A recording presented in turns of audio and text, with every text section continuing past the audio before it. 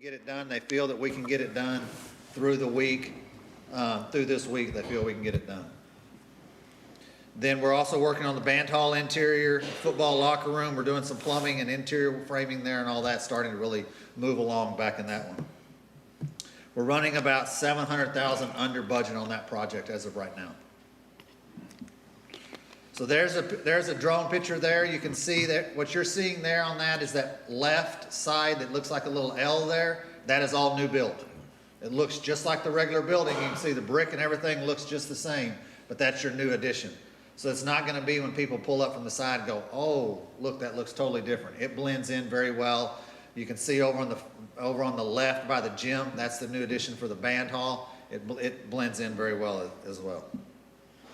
So the picture on your top left there, that is an actual storm shelter. This storm shelter, again, will be classrooms. It's 2-story classrooms. All of our elementaries we've just opened, both of those are gyms. But this will actually be classrooms. So it's a little different than what it is, but it'll be treated just like it, hold everything, do all that. Picture on your right is actually one of the science rooms in the actual back part of the, not the actual storm shelter, but just outside of it. And the picture in the bottom is just the first floor of the storm shelter there. This here is the band hall. That's the interior of the band hall there on the left, and the exterior there on the right of where we're adding there on the front of the building. Any questions about the Hancock-Coleman building? Bentley Junior High. Over Christmas, we asked the kitchen, child nutrition, to move out of the kitchen, and now they're doing a temporary serving line out right outside there in the hallway. We asked them to move out so we could get into there. It takes a lot to get that kitchen to demo it and get it all up and going. So they came out. We have demoed the entire kitchen. You'll see a picture here in a minute of that. We're starting to work on the plumbing underneath because all of it has to be removed and rerouted in different areas. So that's a long process. It's not just something we can do over the summer. And then we're starting to put the steel up in the front. The back will follow right behind it. And then, like I said, the temporary serving line was set up over Christmas. So it is actually, all the food is being cooked over at Simpson. And then there's carting the food over. We have the warmers and everything. Took over the teacher's lounge. It's all in there. So it's all warm and all that. And they have their own special menu to get through this for this semester. So there's a drone picture of the front of the building there. You can see where the red iron or the steel's going up there in the front with the new addition of the administration suite up there. There's a picture on the left of it just from the ground level of what it looks like. Picture on your right, that is where your kitchen is. So that was your kitchen, your serving line, and I think there was a couple of counselors back in the back where you see that blue area where there are actually counselor offices. You can see there's no more walls, there's no more anything in there. It is truly open. So they're starting in a way like a fresh area there. Move on to Howard. Howard will be pouring in the morning. We're pouring the slabs for the added rooms up under the awning back where the kids drop off, or the parents drop off the kids in that side. Then we're going to be working. It has been delayed. It was ready to do last week, but because of the cold, we couldn't. The temperature on the concrete has to be, air outside has to be a certain temperature. So now we're working on the cafeteria slab to get it poured this week before we run into that. You'll see in the drone picture, it's ready, but it is go on boxes, so cardboard boxes, so they can't get wet. So we couldn't put them even out. So they've been in an 18-wheeler trailer over there. They'll start pulling those out either today or tomorrow, start putting them down, rebar and everything, and we'll pour by the end of the week before we hit cold temperatures next week on that. Framing will start next week on the area we're pouring tomorrow. And then steel's probably about 2 weeks on the cafeteria. It has to cure a little bit more. Steel's arriving tomorrow, so we'll have it on site ready whenever it is cured. So there's your little overview of the building. You can see there on the bottom left, you see that area that looks like a little rectangle with the little dots in it. That's actually our piers. It looks like a green tent because it was just sprayed for termites the day they did that. So we've already got all that down, everything else. We've covered all those kind of things. This is the area in the back. You're going to see here in a minute, inside those pillars, that's where the wall is going to be moved out to, that pillars. Some of the nice things about this building is when it was built, that actually foundation, everything in there was structurally sound. We didn't have to break it up, put in new piers or anything like that. It was structurally sound. We already have the roof. We just got to add the exterior wall. Now we are having to do some leveling up in there because there is a 2-foot drop. So when we're adding the one building, you'll see here in a minute, we're bringing like the drama area will stay at 1 grade. And then the other rooms will be down at another grade, just like the building does already. And if you walk down that hallway right outside the cafeteria. So this is the area I'm talking about. Is you can see that area in the back that's raised there. That is at about a 2-foot difference between the area lower. You won't notice it in the rooms. I mean, you won't know that that floor is different. But in the hallway, you notice because there's a ramp in the hallway already from the way it was built. So Waxahachie Creek, all the drawings were completed on December 20th. They were turned over to Pogue. The only thing we are working on, we're working on revising or redesigning the football locker room. We're going to sit down tomorrow with VLK, Coach Tollison, Coach Rogers, and then the head architect and an architect, all going to sit down tomorrow and try to redesign it to where they feel a little bit more comfortable in how it'll function. The building is out for quote by Pogue. We'll have 2 addendums to this as to somebody sends in, hey, the spec says this, but we really think it needs to say that, and we'll do some investigating. VLK will send it to some of our engineering staff and all that's on with them, and they'll do some investigating to see where we may have missed a spec here or there, and they'll addendum, so that'll make it easier for quoting, those kind of things. Or somebody may have got left off and they want to quote and they want their name in the addendum, so that we do that sometimes. And then we have submitted for the second review of the grading permit. We do feel that'll be approved. We have asked, because there's so much going on there, we don't know all the TxDOT's information, we don't know all the city's information on those sides, and technically you can't get a grading permit till you do the whole site. We're just asking for a grading permit right now, just the site work, just the actual slab. We're not worried about the road work because TxDOT can't give us theirs and the city can't give us theirs. They're behind us. So we're just asking for the main actual floor plan pad site to start doing that grading. And so they have agreed to start doing that. Then Proposition C, that's the facility upgrades. So over Christmas break in one day, they removed 29 AC units and put 29 AC units up. The picture you see on the left, that's about 8:30 at night. And that one going, you see the one that's hanging on the crane, that is coming off the building of the gym in the front there of Coleman, J.W. Williams Gymnasium. That one's coming off. And those 2 units there on the ground we're hauled up there. Those are the last 2 units. That was about a 14 to 15 hour day there of putting units on and off. They wanted to get in before the bad weather came, and the next day it started raining. So we were able to do that. Most of these units were in the TLI, the high school of choice, and then we had 4 up on the gym area and a couple in the locker room area. But most of it was in that back wing that hadn't been replaced. The rest of that building's been pretty much replaced through prior times, through the years. The Hancock building, we have started taking the original flooring that was there, we're replacing it because the new building and a lot of where we've added through there, they had new floor, but the classrooms were still going to have the old floor. So we have gone through, y'all approved and used some of Prop C money to come back in, and savings we had Prop C to go in, so we have started that already. We've not touched any of the classrooms because they're teaching. We're not going to disturb them in the middle of the year, but anything that we could get ahead, because when we move out and move in this summer, it's going to be a real tight schedule in that building. So anything we could get ahead. So we did all the athletic wing, the gym lobby, all that kind of stuff's already got the new flooring in it. Only thing left are the classrooms. So we'll start that as soon as they move out in May, like May 28th, 29th. We'll start actually changing that flooring out then. And then you'll start seeing us come before you with projects for 2025 summer.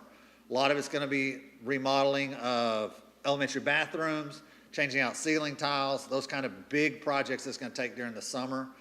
We have some areas like that. We're getting quotes and going through quotes and comparing them right now. We'll start bringing them to you so they can start getting products. So as soon as school's out, we can hit it. Anything we can do at spring break, we may do the same thing, but at least we can try to be ready so as soon as school's out, we can hit it and have a full summer to do that. Any questions? Thank you. No, but thank you, Mr. Mott, for everything you did on this. I know it's a lot of work. Yes, ma'am. Especially Wyman getting it ready. Thank you. I did have someone contact me over the Christmas break saying, really, are the maintenance guys still working? I said, yeah, we have a school to move while everybody's out. So they couldn't believe we were moving to school in the middle of the year. Yeah. So thank you for that. Uh-huh. Okay, on our report C will be informational report is WISD's balanced scorecard priority 1.3 and 1.4 student growth. Savity? Good evening, Board. I'm happy to be here tonight to talk to you about our update on 1.3 of the balanced scorecard.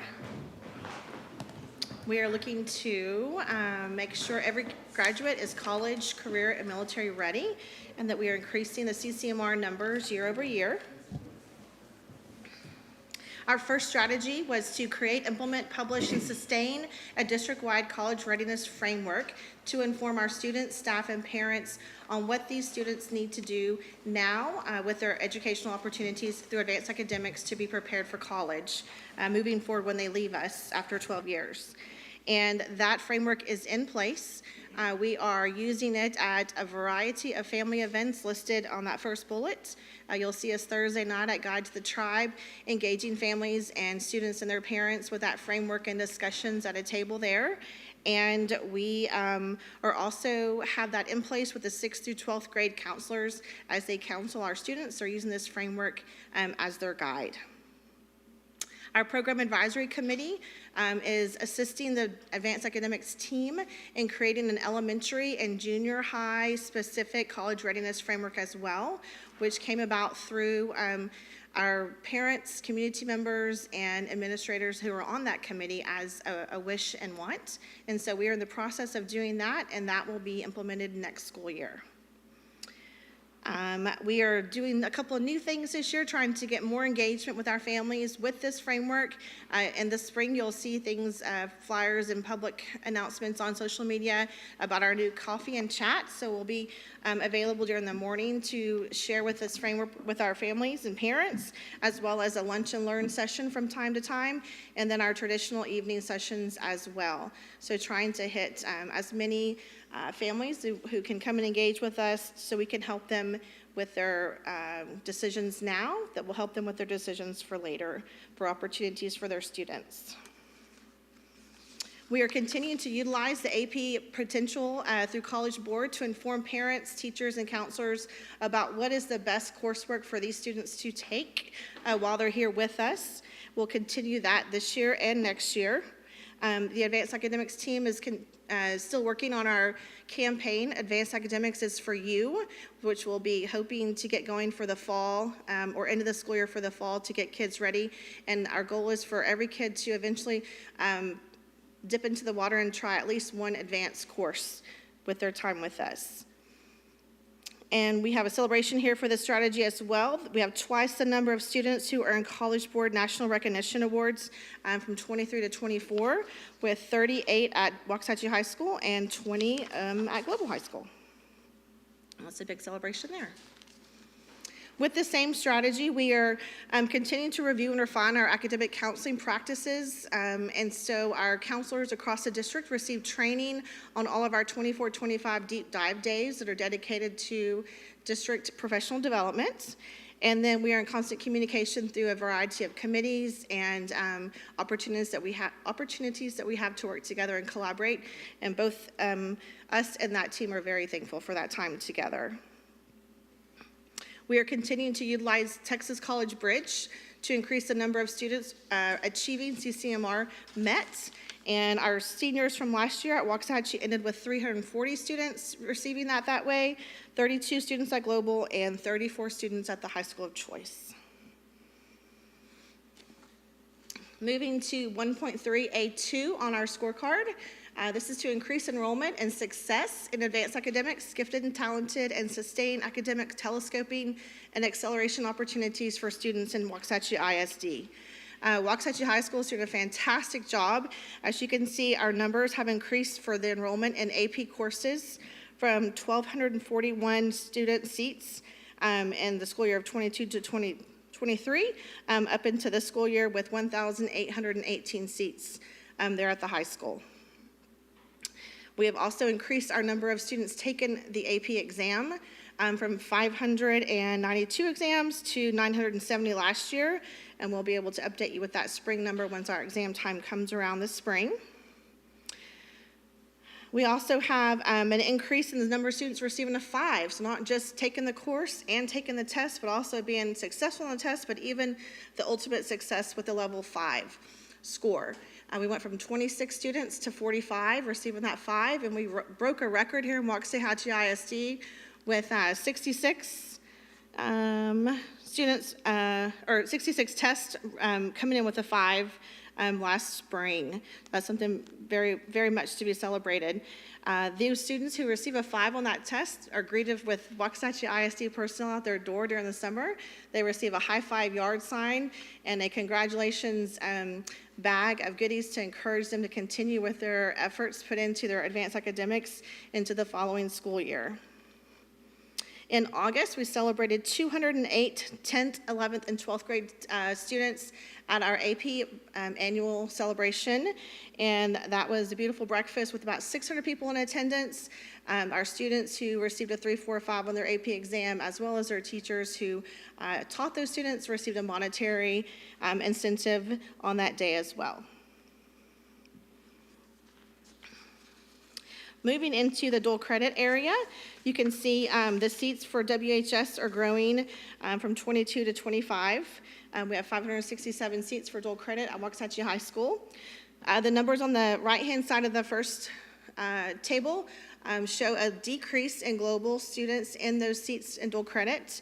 And there's a couple of reasons that we have targeted why that's happening. And so one of them being that now that campus accepts 100% of the applicants minus students that have an IEP who need a modified curriculum, because we can't modify the curriculum on that campus, coupled with the fact that TSI has multi-leveled increased the rigor and the complexity of their tests in the last years. Those two things, we're seeing a decline in student success on that test that's required for them to be able to enroll in those dual credit classes. So the great thing right now is we are in a good seat because we just received the Effective Advising Framework grant last year. And so we're able to use that grant to help us now address those needs specifically for those students. And now we have the ability to plan, implement, and carry out several strategies with that grant using personnel and money to give these students an earlier success rate of getting into that TSI success, to turn those numbers back into an increase so those students can take those dual credit classes sooner. Another factor that is a celebration for the global side of that, it looks like a decrease here, but a lot of our students at Global High School in their last 2 years are deciding to take upon themselves to take courses in the mini-mester outside of Waxahachie ISD as well as in summer school. And that allows them to have a lighter load, maybe not 4, 5, or 6 dual credit classes, which is extremely a heavy load to take on as a kiddo, and it allows them to have an off period where a lot of them are engaging in the community with a job, that kind of thing, and allows them for more study time for the classes that they are in. So applauding them for those efforts and that initiative, even though it kind of makes our numbers go down here, we're still seeing the students with success there. And overall, that campus is still very successful. Down there on the pre-AP seats, you see we've added Coleman, Finley, and Howard. Those are the number of students who are taking pre-AP Algebra 1 at the junior high level. And you can see an uptick from last year and this year, and that's mainly in conjunction because we implemented the math acceleration program there. And so that brought in another group of kiddos to add to that pre-AP side there. Down there at the bottom, you'll see that we've grown in the area of GT students being serviced in WISD from 9% to 9.77%. We are beginning our phase 2 testing this spring, so we'll be able to bring you those numbers at the end of the school year for how we're going to start the next year with that percentage there as well. Going along with 1.3A2, we are continuing to offer our elementary math telescoping and junior high acceleration math and science pathway opportunities for students. We currently have 8 elementary students who have taken a credit by exam, passed that at 80% or greater, and who have skipped an entire grade level of math and are placed in the next grade level for math instruction on the daily. And then of those 158 students who did move into phase 2 of this credit by exam testing, 113 of those students completed that test with 40% success rate, meaning they already know 40% of the content that teachers would be teaching them in their regular math class. So we went ahead and put those students, those 113 students, in the GT cluster classrooms to up that rigor and that time during math on their grade level. We are excited to say that at the secondary level for the math and science acceleration pathways, this year, those pathways are on all 3 junior high campuses solely. We're not having to bus students from junior high to the high school and back to junior high during the beginning of the day anymore, because we have staff on those campuses to teach those classes, and they're all going well. Any questions? Okay, thank you. Thank you, Ms. Abbott. I said anything, Ms. Abbott? Thank you very much. Did you have something to give? Ms. Abady, I didn't have a question about what you presented so far, but I wanted to ask how we're coming along with our military, and that's, are you going to go ahead in the report with that, or? I am 1.31 and 2, and then 3 and 4 is Mr. Harrison / Dr. Avery. I'm not sure Okay. who's going to come in and do the second Okay, half. that's fine. I can Yes. ask them. Thank you. Mr. Calder, are you going to pinch hit here? So, as a side note, Mr. Harrison is not here tonight because of a loss in the family, and Dr. Averitt had to step out. He had a family emergency that just came up, so he had to step out for the remainder of the meeting. Ms. Kriegel, I'm going to tell you right now, I don't know the answer to your question, but we can get that answered for you by the next meeting. So, in fairness, if you guys would like, we can do the rest of the report at our February meeting if you want to. That would be fine by me if you're okay with it. Everyone okay with that? Yeah. Okay. There are notes here that I can read, but that's the extent of my knowledge. I understand. We can do that. We'll just make note that we'll continue that report in February. Yes, sir. Okay, board, we'll move to our consent agenda. We have items A through L up for consideration. As you know, we can take them all in one motion, or if there's one that you would like to remove for a specific discussion, we can do that as well.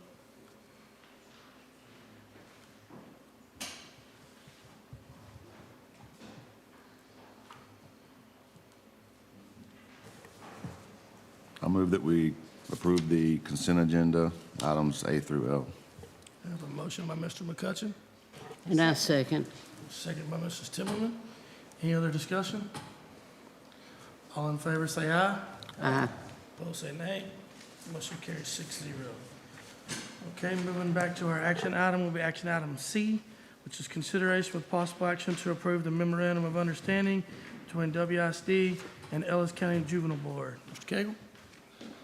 Good evening, Board. Thank you so much. This evening, I'm bringing to you a new MOU, Memorandum of Understanding, that would create the Ellis County Juvenile Services Detention Center. This is an MOU, as you mentioned, between us and the Ellis County Juvenile Board, and is in response to the need to provide educational services that are required to students or juveniles in Ellis County that find themselves facing detention. Currently, juveniles that would be eligible for enrollment in the center are being sent to other detention facilities outside of the county. One, this disrupts their learning and rehabilitation, but also since most of these individuals are Ellis County residents, as are their family, they're being removed further from their support system as they work through these issues. So the way the process works is that juveniles are brought in that are facing potential detention. They have a pre-adjudication hearing, which happens within the first 72 hours. That individual then, it lets them know if they will be detained and for likely how long. Those individuals then would become eligible to enroll in the detention center. These, it may be for just a few days, it may be months, it could be longer than that. The district will receive ADA allotment for their attendance, just like any other student that would be enrolled in WISD. The detention center will start with 8 beds, staffed primarily by the same people that have run our juvenile justice alternative education program. And this MOU is very similar to the one that we have with JJAEP. The detention center will use the same curriculum platform as JJAEP, which is Edgenuity. And there will be a great deal of communication between the detention center staff and our PEAMS staff, keeping track of entry and withdrawal and as credits are earned and needing to be transferred potentially. During this process, Dr. Averett, Mr. Calden, Ms. Burkhalter, Ms. Mendelson, and I met with the county staff several times. Ms. Alicia Davidson was very instrumental in working through this process and helping this project. We also talked with Region 10, Dallas County, and DISD, as well as Travis County and Austin ISD, who also have similar facilities in their counties and districts.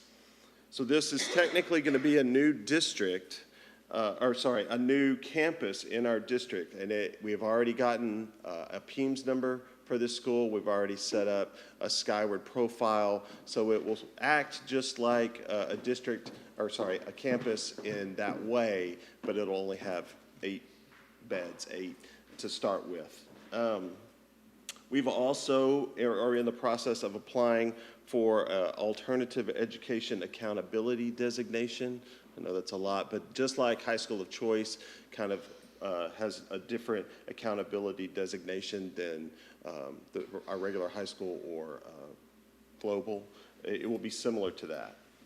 So the Ellis County Juvenile Board has approved the MOU, and assuming y'all approve tonight, the very optimistic possibilities of the earliest enrollment would be late February. However, there's still, from what I understand, quite a bit of state inspection and certification that has yet to be done. So that is, we're uncertain about when the first students may enroll. We're hopeful it'll be this semester, but we will see what the state timeline is. So this is very new to all of us, and assuming that y'all approve, we have already planned another follow-up meeting in June to look at the MOU, to look at how things have gone thus far, to see if any adjustments need to be made at that time. So do y'all have any questions? We are recommending the approval of this MOU to move forward. To Is meet this the in needs of the addition students. to the large facility that the state approved to be built in Ellis County? Not that I know of. Okay. Because this is already an existing building. It is where JJ is, the old county farm. Okay. So they're having to kind of retrofit that building to meet the needs of this center. Questions for Mr. Cagle? Okay. At this time, I'll entertain a motion to approve action item C as presented. So moved. Motion by Mrs. Timmerman, Second. second by Mr. Pitts. Any other discussion? All in favor say aye. Aye. Opposed say nay. Motion carries 6-0. Thank you very much, Board. All right, our last action item will be consideration with possible approval of a memorandum of understanding with Tarleton State University for dual credit courses. You got this one? Yes, sir. Okay. And there are no notes, so I'm going off if I paid attention this morning when we Okay. talked about it. Board, tonight we're coming to seek renewal of an existing MOU. We already have this MOU with Tarleton State University to provide dual credit courses. We're seeking your approval to go ahead and renew that MOU. The courses generally are taken advantage of by our kids in the CTE wings. I believe it's mainly agri-science that our students are receiving dual credit opportunities through Tarleton State University. So tonight we ask for your approval of renewing the MOU with Tarleton State University to continue offering these dual credit courses. Mr. Calden, I just had a question, and you may or may not be aware of the answer. But looking through the fees and payments, do we pay the fees for the CTE students, or do they pay fees if they're not eligible for For the free and FAST reduced program. lunch? I don't honestly have that answer for you tonight. Okay. I'll have to do some research and get back to you on that. Okay, I just wondered because it appears that the district is picking it up from what I read, but I just wondered if the district is picking that up or not. My understanding in the past has always been that at Global High School, the district would pick up those costs. That would be no cost to the student, but at Waxahachie High School, that was a cost that was passed on to the student, generally at a reduced rate than they would be paying sticker price if they were to go to that institution of higher learning. But I can't tell you with 100% certainty that that's exactly the arrangement, so let me get back with you on that one, Ms. Krieger. Okay, I'd appreciate it because ma'am. there has I been can tell some you, discussion As a about, parent that had a kid last year, we had to pay for it. okay, So unless did you something pay? changed, Okay, It was at a reduced rate. okay, so Significantly did you pay reduced. the $50? Because that was a huge discussion this weekend I on couldn't tell you how much it Facebook was. about fees. But again, but it wasn't CTE, so I don't know. Yeah, So okay. I don't know if CTE is there, but I can tell you from last year that as a parent, we paid for that. Right, but see, I'm wondering, looking at this, if we should go, if it'd be more, or better for our students to look into Tarleton for all of our classes, our dual credit classes, according to what I was reading this weekend. Okay. Yes, ma'am. Thank you, Mr. Calden. Any questions for Mr. Calden? Okay. I will entertain a motion to approve action item D. So moved. Motion by Mrs. Kriegel. Do I have a second? Second. Second by Mr. McCutcheon. Any other discussion?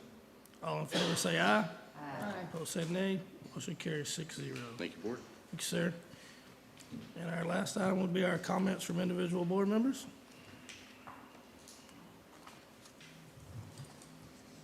I'll start. I had this long thing all written out, but now I don't have to say it because everybody else did. When Kate was up here talking and Stephen up here talking, we have such a great community. They support us so well. If you drive around this community, you see Jimmy Ray, you see Wyman Steen, all these things that they're doing to the buildings. We wouldn't be doing that if it wasn't for the support of our community. So thank you, the community of Waxahachie. Anyone else? Well, I'm going to piggyback a little bit over what Ms. Timmerman said, but I just want to thank everybody for their support.